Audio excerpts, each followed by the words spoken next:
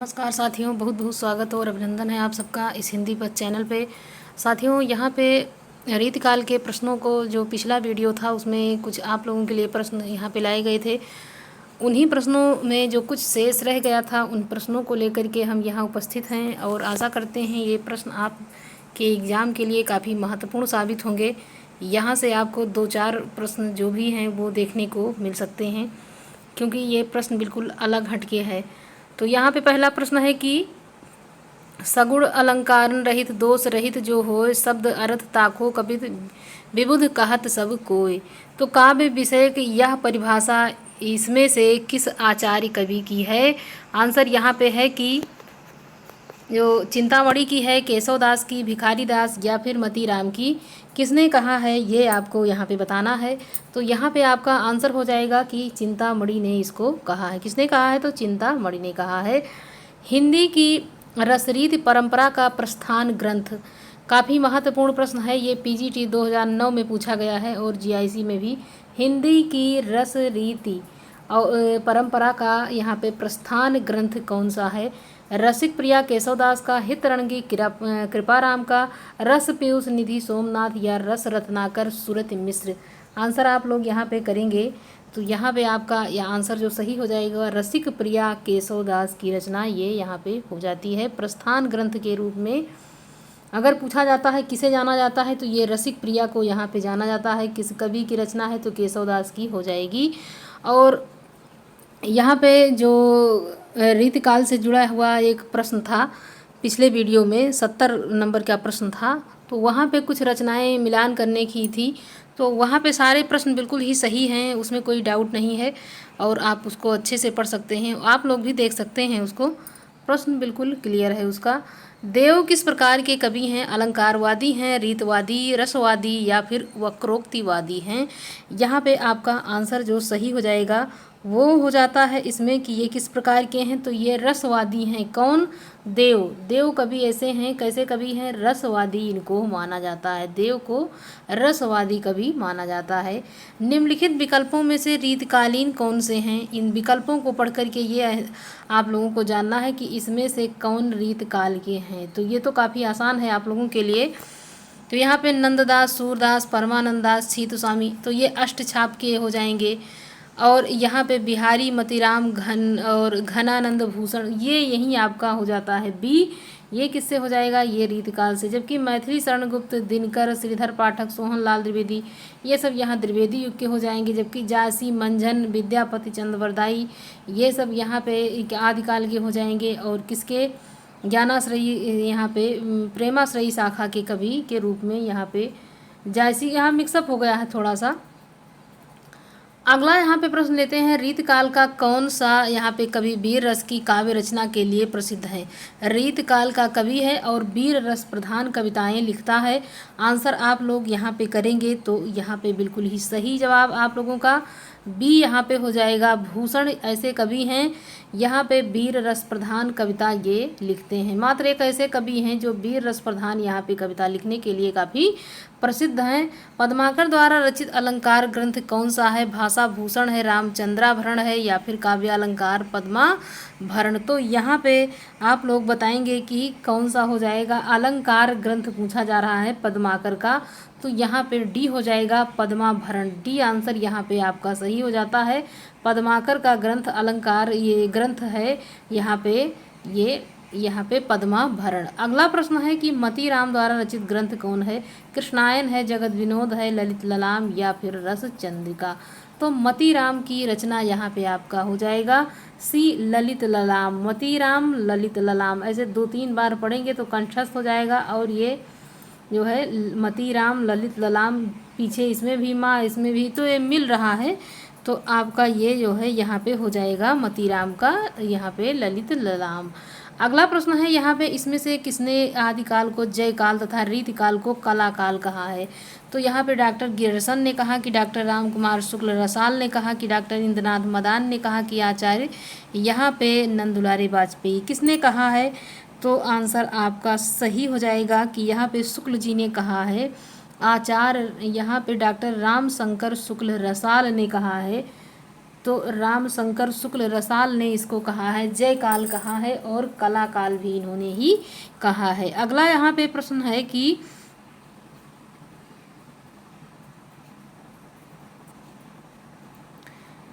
ऐतिहासिक दृष्टि से निम्नलिखित रीतकालीन कवियों का यहाँ पे अनुक्रम क्या है। तो यहाँ पे आप लोग बताएंगे कि मतीराम बिहारी पद्माकर घनानंद बिहारी, घनानंद पद्माकर मतीराम बिहारी, मतीराम घनानंद पद्माकर, घनानंद मतीराम बिहारी पद्माकर।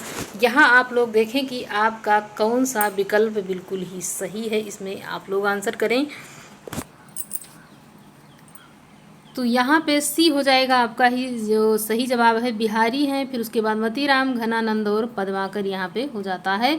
अगला है कि रीतकाल के सर्वांग निरूपण कवि वह हैं जिन्होंने काव्य के माध्यम से अंगों का निवेचन कर अपने ग्रंथों में किया है। अतः निम्नलिखित में से रीतकाल का कौन सा ऐसा कवि नहीं है जिसने गणना निरूपण कवियों में उनकी गणना निरूपण सर्वांग निरूपण कवियों में की जाती है। तो कुलपति मिश्र हैं, देव हैं, मतीराम या फिर चिंतामणि हैं। आंसर यहाँ पे आप कर सकते हैं जो सही हो, मतीराम यहाँ पे आपका हो जाएगा। सी बिल्कुल ही सही है, मतीराम यहाँ पे हो जाएगा। ये रीतकाल के सर्वांग निरूपण कवि में है। इसमें से जैसे रीतबद्ध पूछा जाता है, रीत सिद्ध पूछा जाता है, कौन यहाँ पे सर्वांग निरूपण है, इस प्रकार के जो प्रश्न यहाँ पे हैं रीतकाल के, उन प्रश्नों को भी आप लोगों के सामने यहाँ पे प्रस्तुत किया जाएगा, जिससे आप लोगों को रीतकाल में कोई दिक्कत ना हो। जिन दिन देखे मैं कुसुम गई सो बीत बहार, अब अली रही गुलाब में अपत कटीली डार। यह प्रसिद्ध दोहा किस कवि का है। तो ये रसलीन का है, ग्वाल कवि, या फिर बिहारी, या फिर यहाँ पे भिखारी दास की ये पंक्ति हो जाती है। आप लोग यहाँ पे बताएंगे। सी यहाँ पे हो जाएगा, क्या हो जाएगा, सी यहाँ पे बिहारी की ये पंक्तियाँ हो जाती हैं। अगला है कविता उनकी श्रृंगारी है पर प्रेम की उच्च भूमि पर नहीं पहुँची, नीचे ही रह जाती है। बिहारी की कविता के संदर्भ में यह कथन किस आलोचक का है। तो ये काफ़ी महत्वपूर्ण पंक्ति है और इसको बिल्कुल ही याद कर लेना है कि ये किसने कहा है और यहाँ पे कहा किसे है।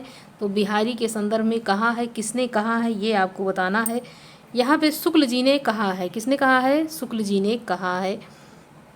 निम्नलिखित में से कौन सी रचना चिंतामणि की नहीं है। साहित्य दर्पण है, काव्य विवेक है, काव्य कुल कल्पतरु, कवि कुल कल्पतरु या फिर काव्य प्रकाश है। तो यहाँ पे कौन सा है आप लोग बताएं। यहाँ पे ए यहाँ पे हो जाएगा साहित्य दर्पण, ये उनकी रचना नहीं है चिंतामणि जी की। जबकि यहाँ पे जितनी भी रचनाएं हैं काव्य विवेक है, काव्य कवि कुल कल्पतरु या फिर काव्य प्रकाश। तो यहाँ पे ये जो है ए आपका हो जाता है सही। अगला है केशव दास की रचना इसमें से कौन सी है। कौन सी है पूछा जा रहा है। माधवानल काम कांदला है, भूषण यहाँ पे विचार है, मदनाष्टक है, जहांगीर जस चंद्रिका है। तो केशव दास की रचना पूछी जा रही है कौन सी है। यहाँ पे आपका जो आंसर हो जाएगा डी हो जाता है। यहाँ पे जहांगीर जस चंद्रिका ये यहाँ पे हो जाएगा। अगला प्रश्न है कि प्रेम की पीर ही को लेकर इसकी वाणी का प्रादुर्भाव हुआ है। आलोचक रामचंद्र शुक्ल का यह कथन रीतकाल के किस कवि के संदर्भ में है। तो यहाँ पे घनानंद के लिए कहा गया है, मतीराम, केशवदास या फिर रसनिधि के लिए। तो आंसर जो आपका हो जाएगा यहाँ किसके लिए, घनानंद के लिए। इन्होंने कहा है कि प्रेम की पीर ही को लेकर इनकी वाणी का प्रादुर्भाव हुआ है। और आलोचक यहाँ पे शुक्ल का यह कथन रीतकाल के लिए किसके लिए कहा गया है, घनानंद के लिए हो जाता है। रीत मुक्त कवि कौन है। यहाँ पे ये प्रश्न जो होता है काफ़ी कन्फ्यूजन में डालता है, रीत मुक्त और रीतबद्ध। जबकि सिद्ध में केवल बिहारी जी यहाँ पे आते हैं। रीत सिद्ध कवि में ज़्यादातर उन्हीं को पूछा जाता है। तो यहाँ पे मुक्त और बद्ध में थोड़ा कन्फ्यूजन रहता है। इसको एक ट्रिक के माध्यम से याद किया जा सकता है।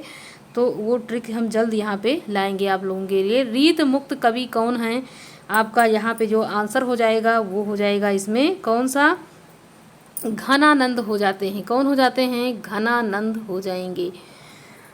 अगला यहाँ पे प्रश्न है कि इसमें से किस कवि ने सतसई की रचना नहीं की है? तो रसनिधि ने नहीं की है, बृंद ने, भूपति या फिर बेनी प्रवीण ने नहीं की है। आंसर जो आपका होगा सही वो यहाँ पे आप लोग करेंगे। यहाँ पे आपका आंसर जो सही हो जाएगा वो कौन सा है?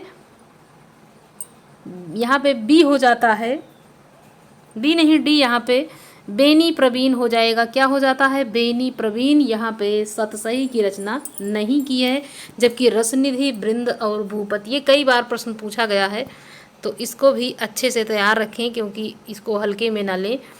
अंग दर्पण किस कवि की रचना है? रसलीन की है, मुबारक की, बेनी प्रवीण या फिर राम सिंह की? तो अंग दर्पण, अंग दर्पण, अब इसको बहुत ही अच्छे से याद करें, ये रचना किसकी है? ए हो जाएगा यहाँ पे रसलीन, रसलीन ए आंसर आपका सही हो जाएगा, अंग दर्पण। गीत संग्रह के रचनाकार हैं, गीत संग्रह के रचनाकार हैं सूरत मिश्र हैं, रसनिधि हैं, रसिक गोविंद हैं, श्रीपति हैं।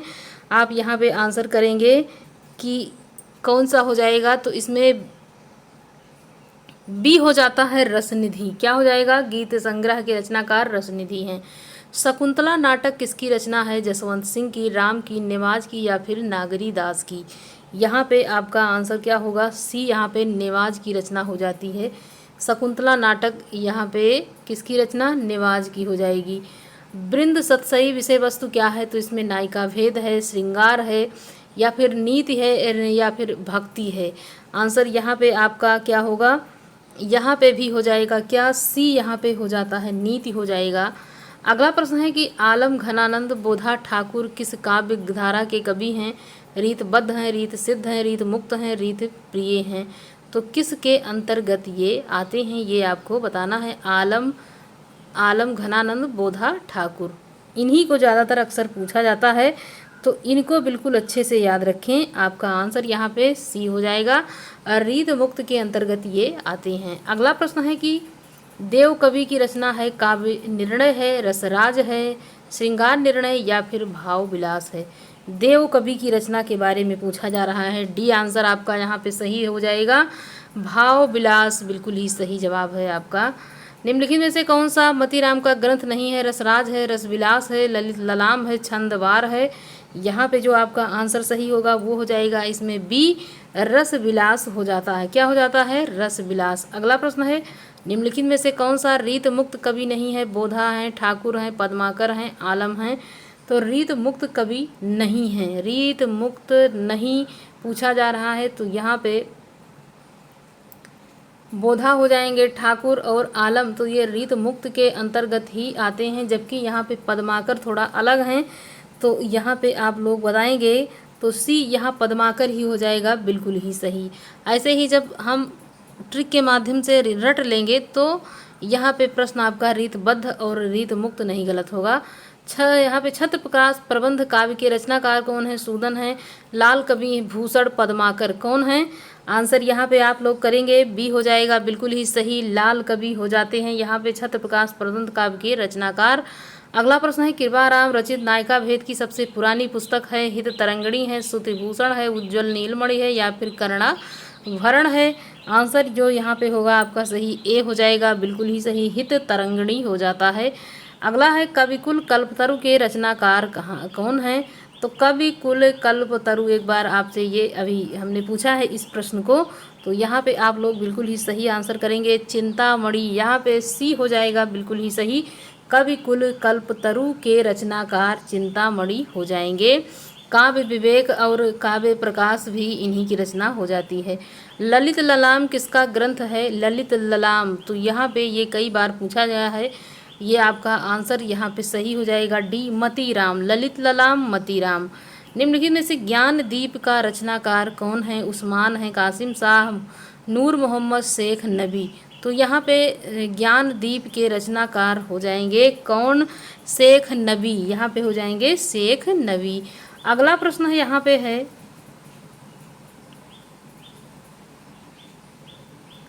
और साथियों यहाँ पे अगर आप लोगों को ये प्रश्न अच्छे लग रहे हैं और ये लगता है कि बिल्कुल छपने वाले प्रश्न हैं, पेपर में ज़रूर आ सकते हैं, तो जहाँ पे आप जुड़े हों इस प्रश्न को शेयर करना ना भूलें, क्योंकि ये प्रश्न उन बच्चों तक ज़रूर पहुंचना चाहिए जो कि अपनी तैयारी में लगे हैं। ये ऐसे प्रश्न हैं कि जहां से 1-2 नंबर ज़रूर आ सकता है, तो शेयर करना आप लोग ना भूलें और अच्छा लगे तो लाइक भी कर दीजिएगा। पंडित और प्रवीण को जो चित हरे सो कवित कहावे, यह किस कवि का कथन है। आंसर आप लोग यहाँ पे करेंगे सी हो जाता है, बिल्कुल ही सही, ठाकुर की रचना हो जाएगी। पंडित और प्रवीणन की जो चित हरे सो कवित कहावे, यह किस की कवि पंक्ति है, तो यहाँ पे किस कवि का कथन है, तो ठाकुर हो जाएंगे। प्रश्न ये काफ़ी महत्वपूर्ण है, तो इसको 2-3 बार आप यहाँ पे इस पंक्ति को रट लेना। अगला है कि भरी रही भनक बनक ताल ललन की, तनक तनक ताम खनक चूरन की, यह किस कवि की पंक्ति है। तो ये जो पंक्तियाँ रहती हैं रीतकाल की, ये काफ़ी थोड़ा उलट पुलट करके रहती हैं, पढ़ना भी थोड़ा ये, क्योंकि इनकी भाषा ब्रज रहती है तो इसमें थोड़ा सा संस्कृत के शब्द से यहाँ पे मिलते जुलते ये शब्द रहते हैं। यहाँ पे आपका सी हो जाएगा देव, यहाँ पे आपका बिल्कुल सही जवाब हो जाएगा। भरी रही भनक बनक ताल तालन की, तनक मतनक तामे खनक चूरन की, तो ये देव की पंक्ति हो जाती है। आचार्य रामचंद्र शुक्ल रीत ग्रंथों की अखंड परंपरा किससे मानते हैं, तो उनकी शुरुआत कहाँ से होती है। रीत ग्रंथों की अखंड परंपरा किससे मानते हैं, ये शुक्ल जी। तो आप यहाँ पे बताएंगे कि किससे ये मानते हैं। यहाँ पे चिंतामणि त्रिपाठी से ही ये शुरू करते हैं। ये रीतकाल की शुरुआत भी चिंतामणि से ही ये मानते हैं। अगला प्रश्न है कि जगत विनोद किसकी रचना है, तो यहाँ पे किस रचना मतलब किस कवि ने की है, तो जगत विनोद की रचना किस कवि ने की है, तो यहाँ पे आपका सही जवाब हो जाएगा सी, पद्माकर की रचना यहाँ पे हो जाती है। किसकी, पद्माकर की, बिल्कुल ही सही हो जाएगा। आप लोगों का प्रश्न, काव्य विवेक के रचनाकार कौन हैं। काव्य विवेक के रचनाकार देव हैं, मतीराम, चिंतामणि या फिर केशव। तो यहाँ पे विवेक लगाएंगे किसके माध्यम से, तो चिंता करते हैं, तो यहाँ पे विवेक हो जाता है, आ जाता है कि ये करना है, ये नहीं, तो सी आपका हो जाएगा यहाँ बिल्कुल ही सही। अगले प्रश्न की तरफ बढ़ते हैं। और फागु की अभीरन में गही गोविंद लय गई भीतर गोरी, ये किसकी रचना है कि फागु की अभीरन में गही गोविंद लय गई भीतर गोरी, तो बिहारी की है कि केशव की है या फिर पद्माकर या फिर भिखारी जी की ये रचना हो जाती है। आंसर आपका यहाँ पे हो जाएगा सी। ये इस प्रकार की पंक्तियाँ लिखने वाले मात्र एक ही कवि हैं, ये पद्माकर हो जाएंगे। तो यहाँ पे पद्माकर जी की जितनी भी रचनाएं हैं काफ़ी महत्वपूर्ण रहती हैं, इनको ज़रूर याद करना है। घनानंद को साक्षात रस मूर्ति किसने कहा है, तो साक्षात रस मूर्ति कहने वाले एक ही लोग हैं, यहाँ पे आचार्य रामचंद्र शुक्ल ने इनको साक्षात रस मूर्ति कहा है। किसे कहा है, तो घनानंद को कहा है।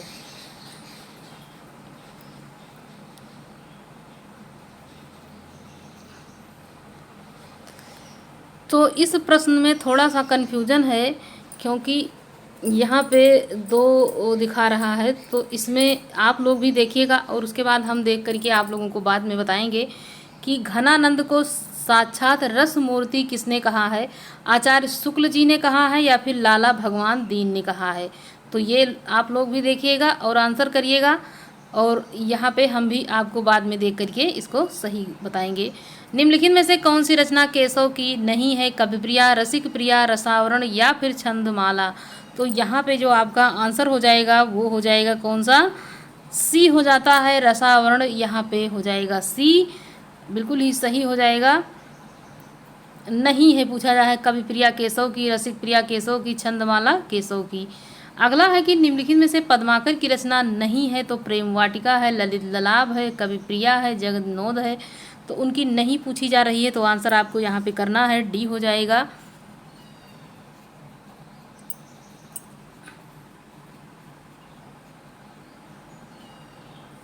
यहाँ पे ये भी प्रश्न गलत है, तो यहाँ पे ये सही हो जाता है। किसकी रचना है, यहाँ पे ये डी जो है जगत विनोद जो रचना है ये पद्माकर की रचना।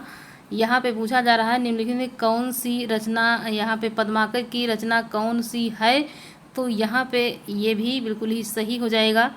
क्या हो जाएगा, डी यहाँ पे हो जाएगा सही। अगला यहाँ पे प्रश्न है कि रीतकाल को श्रृंगार काल नाम किसने दिया है, श्रृंगार काल कहने वाले कौन हैं? आंसर यहाँ पे आप लोग करेंगे तो श्रृंगार काल कहने वाले एक ही हैं, यहाँ पे विश्वनाथ प्रसाद मिश्र हैं। इन्होंने रीतकाल को क्या कहा है? श्रृंगार काल कहा है। अगला है कि कवि कुल कल्पतरु की रचना की है। इन प्रश्नों को इस प्रकार से कई बार दोहराया इसलिए गया है ताकि जब भी एग्ज़ाम में आए तो हमारा ये प्रश्न जब हम कई बार प्रैक्टिस सेट के माध्यम से रिपीट करते हैं या अभ्यास करते रहते हैं तो ये गलत नहीं होता है। तो यहाँ पे इस प्रश्न को महत्वपूर्ण मान लेना है जो कई बार आपको यहाँ पे दिख रहा है, तो इसलिए ये प्रश्न काफ़ी महत्वपूर्ण है। अब आपको याद भी हो गया होगा, तो यहाँ पे आपका आंसर हो जाएगा बी, चिंतामणि त्रिपाठी की रचना ये हो जाती है। किसकी हो जाती है? चिंतामणि त्रिपाठी की रचना कवि कुल कल्पतरु हो जाएगा। द्विजदेव किस परंपरा के कवि हैं? आप लोग बताएंगे कि द्विजदेव किस परंपरा के कवि हैं? रीतबद्ध हैं, रीत मुक्त हैं, रीत सिद्ध या फिर भक्ति परंपरा के? यहाँ पे आपका आंसर क्या हो जाएगा? बी हो जाता है, रीत मुक्ति परंपरा के ये भी हो जाएंगे। कौन? द्विजदेव यहाँ पे हो जाते हैं। अगला यहाँ पे प्रश्न है कि कौन सी काव्य कृति घनानंद की नहीं है? तो विरह लीला है, श्रृंगार शिक्षा है, सुजान सागर या रस केली वल्ली है। तो यहाँ पे जो आपका हो जाएगा नहीं पूछा जा रहा है, यहाँ पे आपका बी हो जाएगा बिल्कुल ही सही। अगला है कि सुजान हित कृपानंद वियोग बेली किस कवि की रचना है? भूषण की है, भिखारी दास की, घनानंद या फिर आलम की है? तो यहाँ पे आपका सही जवाब हो जाएगा कि ये घनानंद की हो जाएगी। अगला प्रश्न है कि राजा जयसिंह के दरबारी कवि कौन थे? तो भूषण थे, बिहारी, मतीराम या फिर सेनापति? इनके दरबारी कवि के रूप में पूछा जाता है कि राजा जयसिंह के दरबार में कौन रहते थे? तो यहाँ पे आपका सही जवाब हो जाएगा बिहारी, बी यहाँ पे आपका हो जाएगा सही। अगला है ग्वाल कवि किस काल के कवि हैं? आदिकाल, भक्तिकाल, रीतकाल, आधुनिक काल? यहाँ पे आपका जो सही जवाब हो जाएगा ग्वाल कवि किस काल के कवि हैं? किस काल के कवि हैं? तो ये रीत काल के हो जाएंगे, सी बिल्कुल ही सही हो जाता है। निम्नलिखित में से कौन सी रचना केशव दास जी की नहीं है? तो बिरह सिंह, देवचरित, जहांगीर, जसचंद्रिका, नखशिख, देव माया प्रपंच? तो नहीं पूछा जा रहा है, आप आंसर करेंगे तो यहाँ देव माया प्रपंच जो है ये डी आपका हो जाएगा बिल्कुल ही सही। अगला प्रश्न है हितोपदेश का भाषानुवाद किसने किया? पद्माकर ने, देव सेनापति, श्रीपति या बोधा ने? तो हितोपदेश का यहाँ पे अनुवाद किसने किया? आंसर आप लोग यहाँ पे करेंगे ए हो जाएगा, पद्माकर ने किया हितोपदेश का अनुवाद। अगला प्रश्न है कि निम्नलिखित में से किस रीतकालीन कवि ने लक्षण ग्रंथ की रचना नहीं की है? तो पद्माकर ने, मतीराम, भूषण या फिर बिहारी ने? जिसने नहीं किया है उसको यहाँ पे आप लोगों को आंसर करना है कि किसने नहीं किया है। डी यहाँ पे बिहारी हो जाएगा, इन्होंने नहीं किया है। अगला प्रश्न यहाँ पे है आचार्य रामचंद्र शुक्ल ने साक्षात रसमूर्ति किस कवि को कहा है? अब ये वही प्रश्न जो यहाँ पे कन्फ्यूजन में डाल रहा था, ये यहाँ पे सही बताया गया है कि आचार्य रामचंद्र शुक्ल ने साक्षात रसमूर्ति किसे कहा है? तो यहाँ पे किसे कहा है? घनानंद को ही कहा है इन्होंने। ए यहाँ पे हो जाएगा आपका बिल्कुल ही सही। क्या हो जाता है? ए बिल्कुल ही सही है। रीतकाल लगभग कितनी शताब्दियों तक चला? 4 शताब्दियों तक, 1 शताब्दी तक, 5 शताब्दी तक या फिर 2 शताब्दी तक? आंसर आप लोग यहाँ बताएंगे डी हो जाएगा, 2 शताब्दी तक रीतकाल यहाँ पे चला। अगला है अतिशुद्धो स्नेह को मार्ग की कवि की पंक्ति है? तो यहाँ भूषण की है, कबीर, बिहारी या फिर घनानंद की? आंसर आपका यहाँ पे डी हो जाएगा बिल्कुल ही सही, घनानंद की हो जाती है अतिशुद्धो स्नेह को मार्ग। अगला है निम्नलिखित में से कौन सा कवि आचार्य दोनों रूप में प्रतिनिधि थे? नाभादास, नंददास, सुमित्रानंद पंत और केशवदास? यहाँ पे आपका सही जवाब हो जाएगा डी, केशवदास को यहाँ पे कहा जा रहा है। अगला प्रश्न है कि किस कवि के आश्रयदाता महाराजा शिवाजी और छत्रसाल के थे? तो देव हैं, मतीराम, कबीर या फिर भूषण? यहाँ पे आपका जवाब हो जाएगा डी कि किस कवि के 2 मिनट रुको आए किस कवि के आश्रयदाता महाराजा शिवाजी तथा छत्रसाल बुंदेला के थे? तो ये यहाँ पे भूषण आपका जवाब हो गया बिल्कुल ही सही। अगला यहाँ पे प्रश्न है निम्नलिखित में से कौन सी रचना घनानंद की नहीं है? प्रीत प्रवास है, वियोग बेली है, सुजान हित प्रबंध, श्रृंगार विलास? यहाँ पे आपका सही जवाब हो जाएगा डी। क्या हो जाता है? डी यहाँ पे सही हो जाएगा, श्रृंगार विलास। तो साथियों यहाँ पे कुल मिलाकर के रीतकाल के प्रश्नों को आप लोगों के लिए प्रस्तुत कर दिया गया है। आप लोग यहाँ पे देख सकते हैं कि आपकी तैयारी किस प्रकार हो चुकी है, कहाँ पे क्या प्रश्न छूट रहा है, उस हिसाब से अब यहाँ पे अपनी तैयारी आप कर सकते हैं। और यहाँ पे रीतकाल के कुछ ऐसे प्रश्न बचे हुए हैं, मतलब महत्वपूर्ण पॉइंट जो कि एग्ज़ाम के लिए बहुत ही महत्वपूर्ण रहेंगे, तो उनको आप लोगों के लिए समाहित किया जाएगा इसी जो है क्लास के माध्यम से। उसको यहाँ पे बीच बीच में आप लोगों को थोड़ा जो महत्वपूर्ण है वो यहाँ पे आप लोगों को बता दिया जाएगा। तो साथियों, अच्छा लगे तो आप लोग यहाँ पे इसको सब्सक्राइब कर लीजिए चैनल को, ताकि ये जो है आने वाली जो वीडियो है आप लोगों के पास पहुंच सके। और अच्छा लगे तो लाइक कर दीजिए और अपने साथियों में ज़्यादा से ज़्यादा शेयर कर दीजिए, ताकि हर उस विद्यार्थी के पास ये क्लास पहुंच सके जिसके लिए ये वीडियो बनाई जा रही है। धन्यवाद।